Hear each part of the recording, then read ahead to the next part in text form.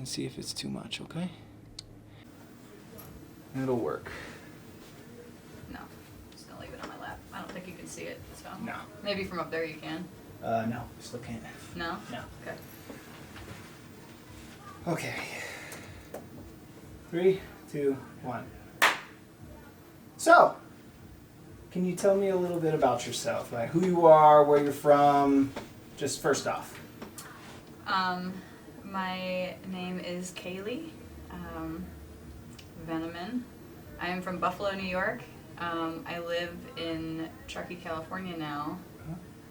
And yeah, And where is it now that you're working? I mean, this is bad. We need to redo this. It's okay. You want to start again? Yeah, that was bad. 3, 2, 1. This just helps for sound purposes.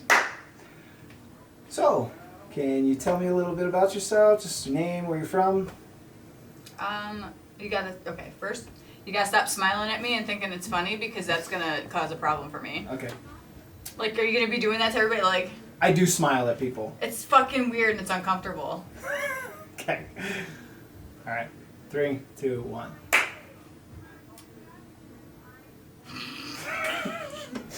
Get it together, Sean. I'm together. So, Come on. why don't you just tell me your name, where you're from, and how you got here? Fuck, you already got me in this fucking mood now. I have to okay. get out of it. Do you have these written down or are you just asking me? I'm asking you right now. I'm just winging it. You're just winging it? Mm-hmm. Okay. Alright, ready? Yep. 3, 2, 1. So can you just tell me your first and last name and where you're from and how you ended up here? Okay, my name is Kaylee Veneman. I'm from Buffalo, New York, originally, and I have found my way out to Truckee, California. Originally for snowboarding, not for tattoos. But Okay, so you're a tattoo artist now?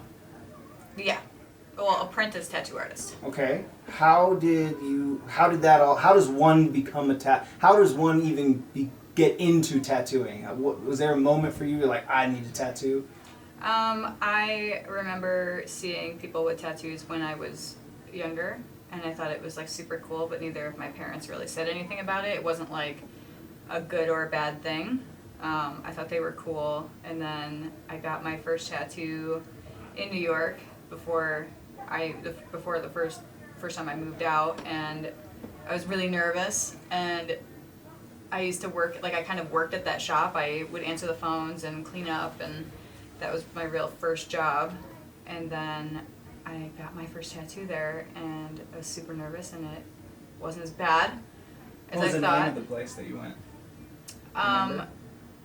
Oh my gosh, I don't remember. That was when I was like 17, so no, Okay. I do not remember that. Oh God, it'll come to me. I'll remember it at some point. That's fine. But his name is Joe. Okay. And he like specializes in American traditional, so like a lot of American flags and stuff. And that is not what I have. That's not what I have. But yeah, it wasn't bad. And then from there, I just wanted to be part of it, because I like everything I do is kind of based around art and drawing and painting and every medium I could think of, really. So I've wanted to do it for a long time, but I finally How long? back around to it. Since then, so since I was 17 to 30, like, help me with that math, like 13 years. like 13, yeah, there you go. 13 years, and I've tried. It's not something that you can just like apply for. Why not? It's kind of like a trade where you have to find someone to apprentice under, like you would as, like, I'm pretty sure like people that build houses are like apprentice under people like contractors and stuff like that, or like anything that's like trade based, like if you were going to be blacksmith or something. I don't know if that's like a real thing anymore, but yeah, you got to find somebody that's willing to teach you, and that's kind of like a big undertaking for somebody, is to have someone that doesn't know what they're doing kind of hanging around the whole time and having to work and have the pressure of putting something on someone that's going to be permanent and make sure they're having a good experience while they also have a little like lingerer, you know, like not saying something wrong or whatever. So you have to find the right person. Okay, and did you apprentice with Joe at all? Had I decided to stay in New York, I would have. I would have for sure. He was a friend of my dad's. We got along. Like, I handled, you know, everything. But I was young, so it was like having somebody that's in their 50s when I'm 17. It's like there's a generational thing there where it was like, you know, I'm going to come off arrogant no matter what. I know I was arrogant when I was 17, so I was like, I could do this. And it's like, I don't know if I would have been able to handle the pressure of it with not having experience from other fields before. So Joe was your first inception of being introduced. Well, other than seeing it, you're saying that. Yeah. So Other he than was your seeing it on first people, yeah. person like experience, and he gave you your first tattoo. What was your first tattoo?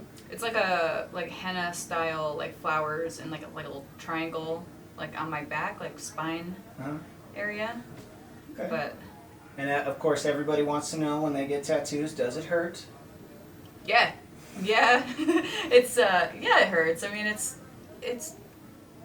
yeah. I gotta not. Okay. You know, say it fucking hurts. Yeah, it's whatever you needles. want. Like it's needles in your skin. You know, some spots hurt more than others. It depends on, you know, I mean, I prefer over the bone, and most people do not. Most people prefer it like over muscly, kind of fat areas, whereas like I prefer fingers and face. I was gonna say, I see that you have some tattoos on your face, your neck, your hand. Are there any areas that gave you more trouble than others? Yeah, my forearms. That like forearm stuff. This all hurt. This hurt. I would rather have my hands work done 100% than have this done. And then, I mean, the back of the arm not so much, but this inside soft stuff, that sucks. Okay. My neck kind of sucked, you know, like it's not as bad when you first start, but after a couple hours of doing it, it was, no, that was torture. So where is you have tattoos, you were in New York, you almost apprenticed there, but it didn't happen. What are some of the factors that negated you from tattooing early on? With Joe, it was only because I moved. Okay. I chose to go snowboarding. I had an opportunity to go, where I didn't really have to pay for anything, and I was like, yeah, I mean, obviously I'm gonna do that, you know, art's gonna always be there, but, you know, my knees won't. So I took off and went snowboarding for a little bit. In between doing snowboarding and other, you know, jobs and stuff like that, like, I tried finding other apprentices, or like apprenticeships under other people, but it was like I didn't really find the right person to. It's a lot of no's for the most part. Either they're just not interested in apprenticing with someone, or they'll ask you to pay for an apprenticeship, which is like thousands of dollars, and I just don't have that. So, you know, I need to find somebody that I get along with, because I'm going to spend most of my time kind of in close quarters with somebody. It's not like like a typical job training where you have somebody and then they leave you on your own. You're kind of consistently with that person, so you kind of get into their business and their personal life and all this stuff. So trying to find the right person that you're going to get along with is difficult, and you know, it's hard to. Most tattoo artists that own shops and, you know, are dudes, so trying to bring a lady into a guy's kind of environment needs to be handled appropriately. So there's that too. So up until this point, I haven't really found anybody that I wanted to, and I would have pushed through and dealt with whatever just because I wanted to do it. But this was something I like kept pushing for because I like the environment here. And who is your teacher here? Mark Larson. He owns Truth Tattoo in Truckee, and when I came into the shop, I had gone to another shop in town and asked about it, and they were just not, you know, it wasn't fun. It wasn't it wasn't a great experience with them. They were just that typical arrogant, like, tattoo artist, like, I'm super cool, like, attitude, and like, oh, I have something that you want, like, what are you gonna do for it? And it's like, yuck, you know. So I came here and asked Mark, and he was really nice and forward with me and said, you know, I have an apprentice, Austin, who's also here, and still apprenticing, and he was like, I'm focused on Austin, and he's my attention right now. Maybe by next summer, you know, if you're still interested, you know, come back and we'll talk about it then. And I just kind of kept crawling up his ass and staying on his radar until he finally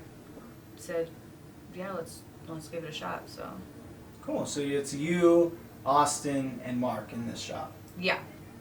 And do you all do the same thing? Do you have different styles? Do you guys specialize in things?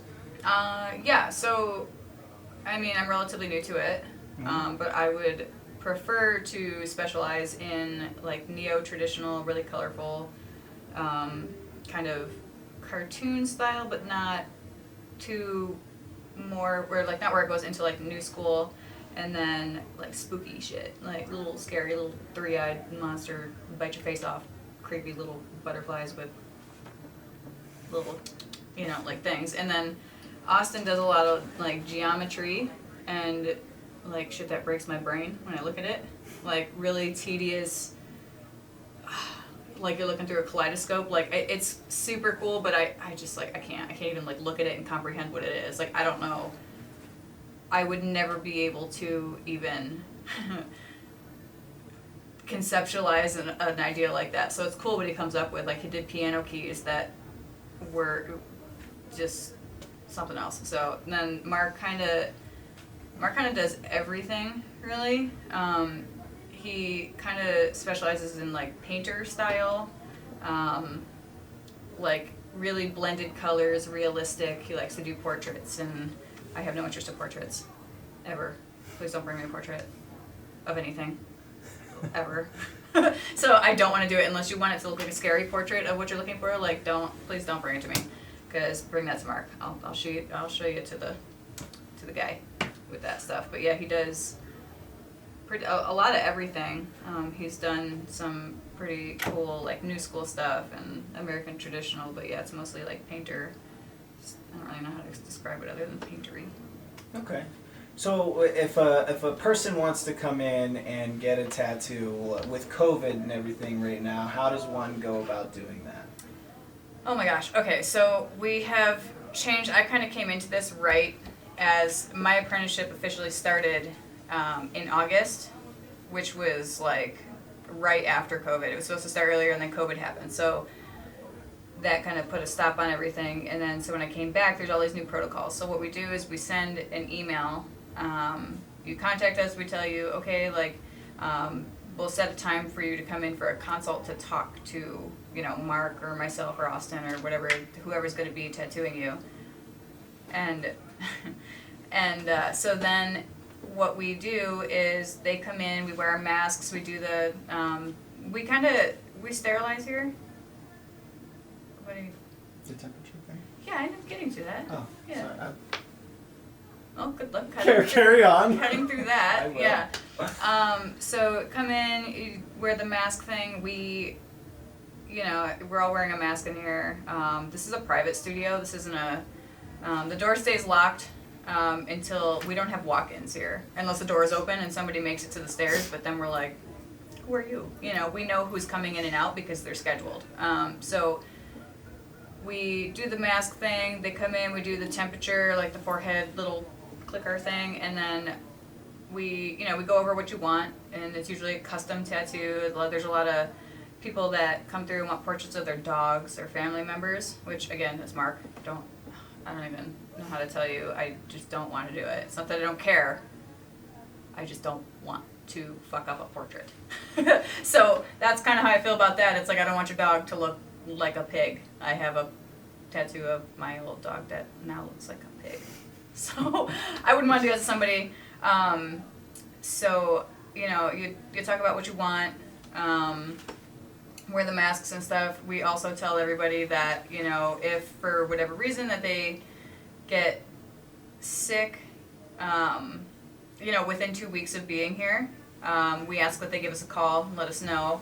And then vice versa, like if any of us get sick, we'll call all of our clients for the last 2 weeks and let them know that, there was possible exposure. We are in close contact with people, like while we're doing tattoos, because it's like hours. It's not a quick process. It's anywhere from it's usually more than an hour, unless it's a small little like touch up or something. It's over an hour. So you figure anywhere from 1 hour touch up to a 7-hour full day session. That's a lot of exposure, even with the mask on. So the thing with it is we keep the fan consistently. Well, it's turned off now, but it's consistently blowing when we have people in here. We have consistent air flow and the windows are open. In the winter, it's going to be a little interesting because the heater's going to be full blast. It gets pretty cold here. And so we also sanitize every touchable surface just for our practices as a tattoo shop alone. It's like medical grade. Like, it's got to kill essentially any bloodborne pathogen such as HIV or hepatitis. So there is nothing living on these surfaces when we're done cleaning them.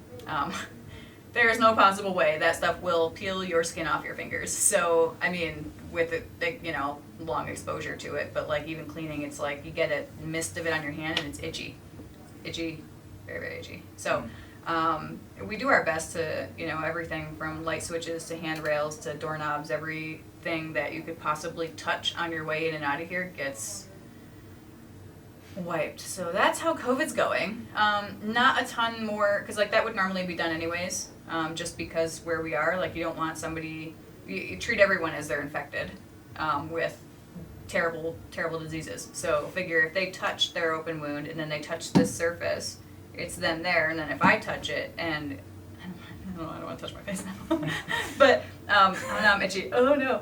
And then you touch your face.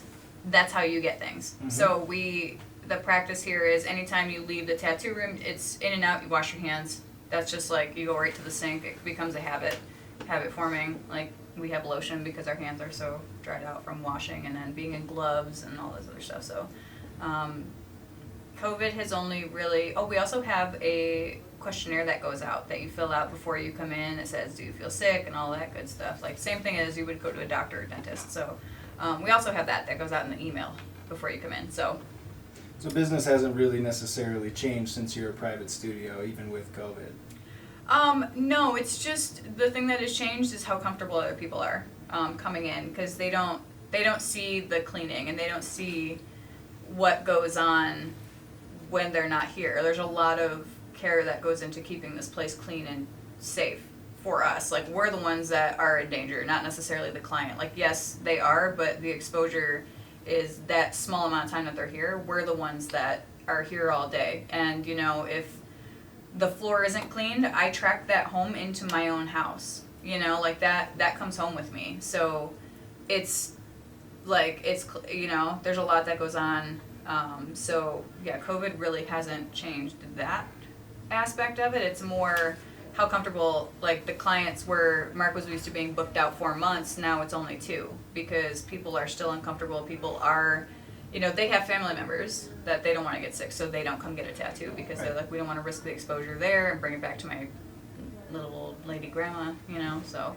Or child or whatever. Yeah, kids are fine. Kids are fine. So so there's 3 of you. Seems the business is not necessarily affected that much, which is a good thing, although I'm sure during the shutdown things were shut down because everyone was shut down. Oh, shut down completely, yeah, there was no getting around that. So you haven't been doing it for very long? No. But I Since see August. You have plenty of tattoos. What is the difference, like for example, if you were to come into a shop, like what do you do differently that other tattoo artists that you've been to do that you're not necessarily fond of? Like why would somebody want to come to you? I think it's I like being here because of the environment that I'm in. This is extremely welcoming and fun, and it's not really like a regular tattoo shop. Like you kind of come in here and see that Mark has collected none of this stuff is mine. This is all his little tchotchkes all over the place, So it's not the same. It's not as like you go in and everybody's really welcoming here, and like there's only 3 of us, and all 3 of us are gonna come look at what you're getting, unless it's a sensitive tattoo, and then we kind of like respect the boundaries and stuff, which that also happens, and we recognize that very fast. Or like if somebody's shy or something, it's not gonna be a push or there's a bar outside. Excuse that. Yeah, with the COVID, they can't be inside, so they are outside the door on the other side of the building. That's what you're hearing. So, yeah, it's the experience here as far as, like, it doesn't matter what your tattoo is. Like, yeah, I might not want your portrait. Like, I'm not going to get a portrait on me. I don't like portraits. We've made that pretty clear. I don't like them. I don't really like the way they look. I understand why people get them. My tattoos don't necessarily hold meaning to me. Like, I like them because I like the way they look. I don't like them as being something for myself. I understand why other people do them. It's a big deal. It's a big deal. People get their first tattoo and it's like their kid's name. Like, those are all big deals. It's a first thing. It's permanent. It's their child who they love. I mean, that's what people do with kids, Like, I don't love kids. But, so, I get why it's there. I don't like it, but I'm not going to voice that to you. I'm going to make you think that to you, your tattoo is the coolest thing. You have the best idea, and you're so fucking stoked about it that you're going to scratch it into your skin forever. I want to make you understand that, like, I'm as excited for you about the tattoo that I don't even necessarily care about as you are. It's a special day for you, and I want to make sure that you feel that way, and you're not feeling like you're somewhere where like, oh, there's these cool kids, because that's an attitude that's portrayed, and it's just kind of shitty. You go in and you're like, do you think my tattoo's stupid? Like, that would make me uncomfortable, and I've been in that situation where I'm like, oh, like, I like my tattoo, and they're just like, oh yeah, okay, like, let's slap it on there. It's like, okay. Yeah, it's not very welcoming. It's intimidating. It's intimidating. It's not a fun experience. Like, I had a woman come in last week that wanted her super old dog, looked like a fat little Dracula dog, come in, and she wanted just a footprint with watercolor around it. It's her first tattoo, and it's like it went a half hour longer than it should have, just because like I was laughing so hard I snorted. Like, we had a great time, and it was a good experience for her, and she's excited to come back for more. It's like you want to make sure that their experience is proper.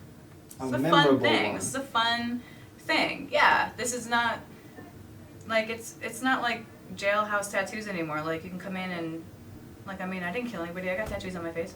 That's right. Well, that's not the thing anymore. It's not that attitude. You don't have to be part of the club. You can come in and we put some numbing cream on you and say, if it doesn't have to hurt, why should we make it? You're not trying to have like a vision quest here. We're just trying to get your dog print. On your arm. So it's, the attitude is there, but in like the opposite direction, where it's like, this is supposed to be your day, and it's fun. So that's what you try to do, is make everyone feel welcome and comfortable. Yeah, make it the best experience as I can for somebody. Like, try to make it the experience as I would want to experience it. Mm-hmm. It's fun and like a great time. Still get needles stuck in you, so it might as well be fun. Yeah, it's not exactly a pleasant experience, so you gotta kind of try to make lemonade out of stabby lemons, So you've only been here for a few months. Do you have goals? Are there tattoo competitions or anything? Do you have any aspirations for your future tattoo artist career? There are tattoo competitions. I don't know if it's not that I don't have an interest in it.